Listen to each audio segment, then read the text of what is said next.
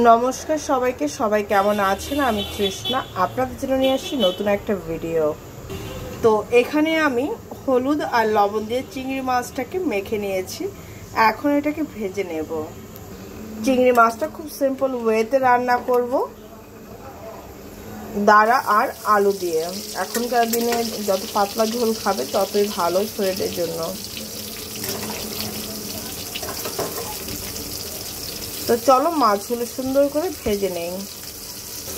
তোমাদের কাছে একটা রিকোয়েস্ট, যদি আমার ভিডিওটি ভালো লেগে থাকে তাহলে প্লিজ তোমাদের ফ্রেন্ডস সার্কেল আত্মীয় স্বজনের মধ্যে কিন্তু শেয়ার করতে ভুলো না। পুরো ভিডিওটা দেখো, আশা করছি তোমাদের খারাপ লাগবে না, ভালোই লাগবে। আর আমার রেসিপি যতটুকু আমি জানি ততটুকু তোমাদের সাথে শেয়ার করি। আর যে রান্নাগুলো ভালো হয় বা আমি ভালো পারি সেগুলোই কিন্তু তোমাদের দেখানোর চেষ্টা করি।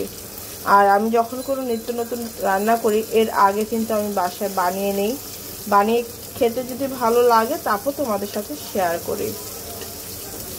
আর আমার কাছে রান্নাটা খুব সিম্পলিসিটি হওয়াটা আমার কাছে ভালো লাগে। রান্না যত সিম্পলিসিটি হবে ততই রান্না ভালো হবে। তো দেখো মাছগুলো ভাজা হয়ে গেছে, এর চেয়ে আমি বেশি ভাজবো না। এখন আমি তুলে নেব।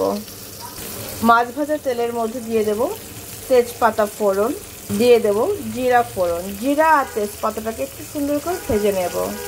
এর মধ্যে দিয়ে দেব পেঁয়াজ কুচি, দিয়ে দেব কাঁচামরিচ। এবার পেঁয়াজ আর কাঁচামরিচটাকে একটু সুন্দর ভেজে নেব।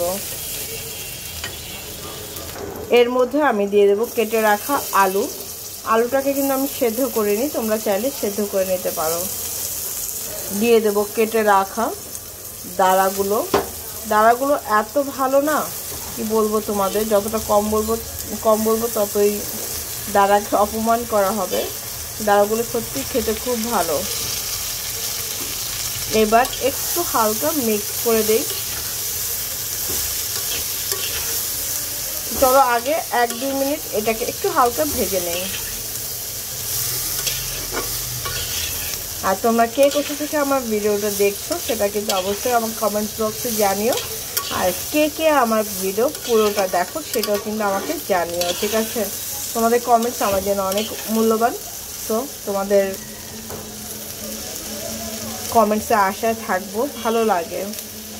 দিয়ে দেবো এর মধ্যে 1 চামচ হলুদের গুঁড়া, 1 চামচ ধনে গুঁড়া। এইবার মিক্সড করে দেব। আমি লবণটা একটু 2-1 মিনিট পর দেব, আগে আলুটা একটু হালকা ভাজা হোক।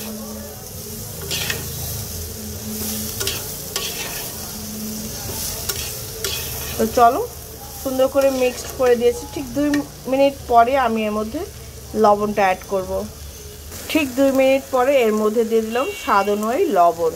এইবার মিক্সড করে দেব আর খুব সুন্দর করে কম আঁচে এটাকে কষাতে হবে। দেখো খুব সুন্দর করে মিক্সড করে দিলাম। এবার জালটা কম করে দেব আর ঢেকে দেব। দেখো খুব সুন্দর করে কিন্তু ভাজা ভাজা আমি করে নিয়েছি। এখন এর মধ্যে সামান্য পরিমাণে জল দেব। এই আমি দিয়ে দিলাম সামান্য পরিমাণে জল। মশলাটাকে আর সবজিটাকে সেদ্ধ করবে আর মশলাটাকে কষানো হয়ে যাবে। এইবার আমি মিক্সড করে দেব। জলটা যখন শুকিয়ে যাবে আর তেলটা ছেড়ে দিবে ঠিক তখনই বুঝতে হবে যে আমার কিন্তু কষানো হয়ে গেছে। তো চলো এখন এটাকে ঢেকে দেব। দেখো আমার কিন্তু খুব সুন্দর মতন কষানো হয়ে গেছে। দেখো কতগুলো দাঁড়া মজে কতটুকু হয়ে গেছে। তো এখন আমি দিয়ে দেবো ঝোলের জন্য জল।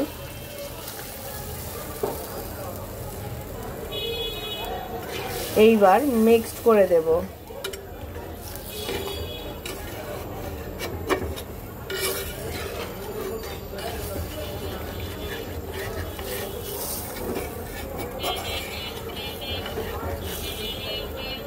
এবার আমি বলক আসা আগ পর্যন্ত ওয়েট করব। দেখো খুব সুন্দর ঝোলে বলক চলে আসছে। ঠিক এই সময় দিয়ে দিলাম ভেজে রাখা মাছগুলি। দিয়ে দেব 1 চামচ জিরার গুঁড়া। সব কিছু একসাথে সুন্দর করে মিক্সড করে দেব। আর 2 থেকে 3 মিনিট এটাকে জাল করলে আমার কিন্তু মাছের ঝোলটা হয়ে গেল। তো চলো 2 থেকে 3 মিনিট ওয়েট করি। দেখো আমার কিন্তু চিংড়ি মাছের ঝোলটা হয়ে গেছে। এখন এটাকে নামাবো, নামানোর পর ফাইনাল লুকটা শেয়ার করছি তোমাদের সাথে।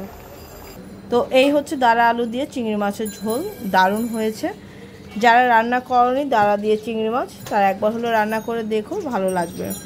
তো আজকের জন্য এই পর্যন্ত। সবাই ভালো থেকে সুস্থ থাকো, আমার জন্য আশীর্বাদ করো, আমি যেন ভালো থেকে সুস্থ থাকো, তোমার জন্য নিত্য নতুন ভিডিও আনতে পারি। ঠিক আছে, তো টাটা।